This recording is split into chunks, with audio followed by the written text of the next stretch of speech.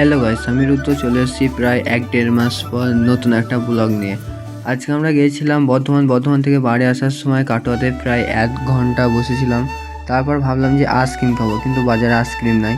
তারপরে হঠাৎ একটা দোকান দেখতে পেলাম, দিয়ে দেখলাম এই দোকানে আইসক্রিম আছে, দিয়ে আবার 2টো কর্নেটো নিয়ে নিলাম। তারপর আমি এলাম আবার উপরে, মানে প্ল্যাটফর্মের উপরে। তারপর ট্রেনে করে দেখলাম যে জিসিবি টাইপের কিছু একটা যন্ত্র নিয়ে যাচ্ছে ওই হলুদ ট্রেনটা করে।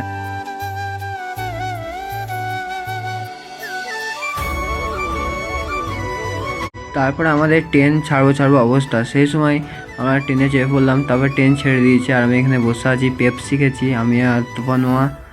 আর তোমরা শুধু দেখো ভিডিওটা, তাহলে অবশ্যই ভালো লাগবে। আর এখানটা কেমন কাঁপছে, যাবো মানে যেখানে জয়েন দেওয়া আছে সেখানে কেমন কাঁপছে দেখো।